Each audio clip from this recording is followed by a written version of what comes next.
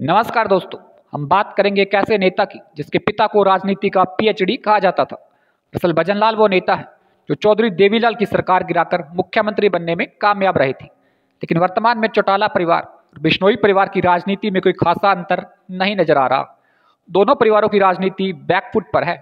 चौटाला अपना गढ़ हार गई तो बिश्नोई अपनी परंपरागत सीट हार गई। लेकिन हम बात करेंगे भजनलाल की ही राजनीति के एक उत्तराधिकारी कुलदीप बिश्नोई की।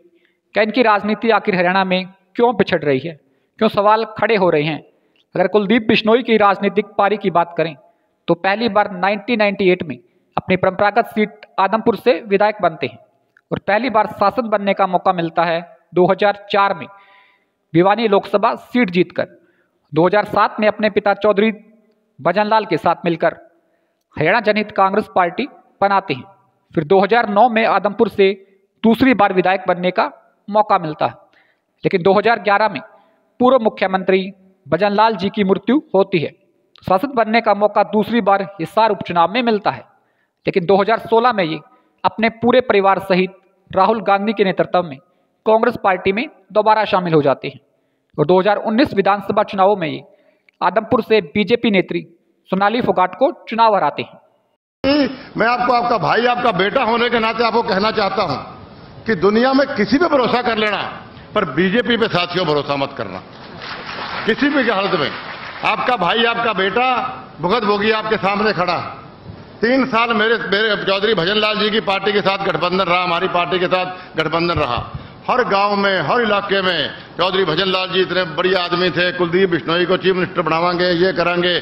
मोदी के भी आपने वीडियो देखे होंगे, मोदी ने भी कहा। लेकिन 2022 का चुनाव इनकी राजनीति का परिवर्तनशील साल रहता है। दरअसल जून 2022 में जब राज्यसभा चुनावों को लेकर वोटिंग होती है तो एक कांग्रेस के सदस्य अजय माकन की जगह बीजेपी समर्थित कार्तिकेय शर्मा को वोट देते हैं। क्रॉस वोटिंग के चलते कांग्रेस इनसे काफी नाराज होती है।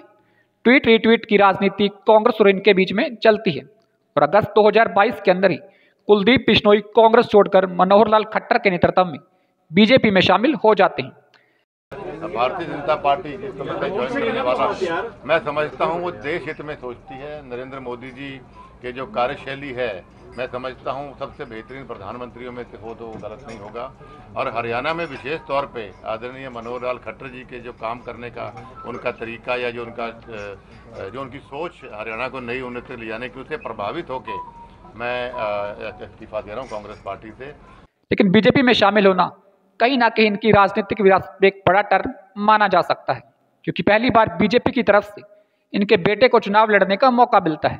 चुनाव जीत भी जाते हैं, लेकिन जीत का अंतर जो 2019 में 29,000 के लगभग था वह 2022 में पार्टी बदलने के साथ 16,000 पर आ जाता है। मतलब एक संकेत इनके लिए होता है कि जरूरी नहीं है कि हर बार पार्टी बदलने के साथ जनता भी आपके साथ बदलेगी। और 2024 के विधानसभा चुनाव इसी क्रम को आगे बढ़ाने का काम करते हैं और इन चुनावों के अंदर 57 साल बाद बिश्नोई परिवार को हार का सामना करना पड़ता है। और प्रेजेंट समय ऐसा चल रहा है कि कुलदीप बिश्नोई न तो भाजपा की किसी मीटिंग में हिस्सा ले रहे हैं और बीजेपी भी उनकी प्रमुखता उतनी नहीं दे रही जितने बड़े वो नेता हैं या बड़े नेता किसी समय थे। हालांकि विधानसभा चुनावों से पहले कुलदीप बिश्नोई को चुनाव प्रबंधन समिति का संयोजक बनाया जाता है और फतेहाबाद और आदमपुर सहित कई बड़ी सीटों पर दम भी वो रखते हैं। चुनावी प्रचार में अपना अधिकतर समय वो आदमपुर और नलवा में व्यतीत करते थे।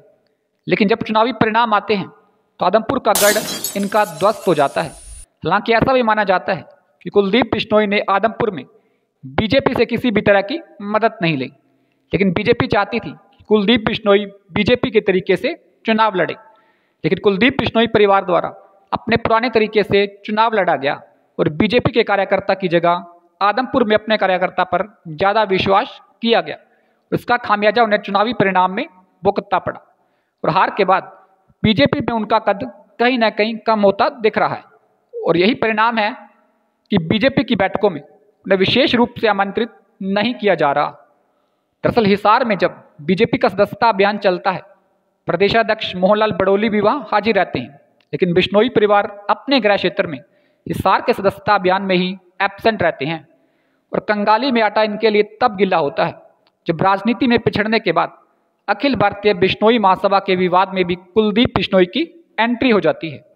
बिश्नोई महासभा के राष्ट्रीय अध्यक्ष देवेंद्र बूडिया कुलदीप बिश्नोई से बिश्नोई रत्न की उपाधि वापस लेते हैं और संरक्षक पद से भी उन्हें हटा देते हैं।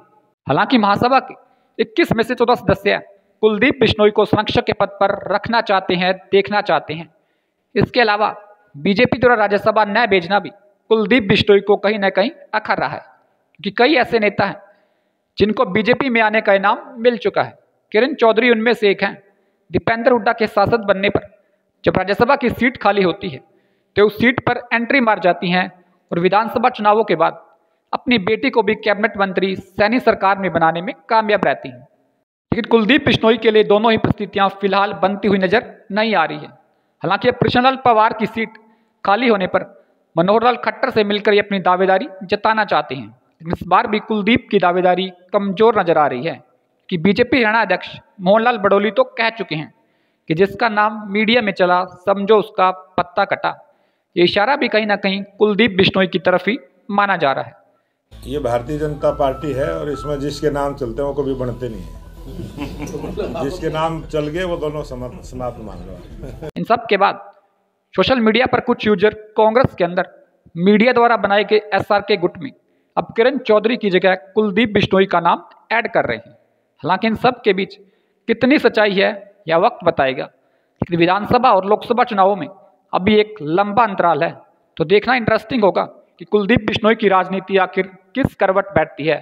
नमस्कार, उम्मीद करते हैं वीडियो पसंद आया होगा।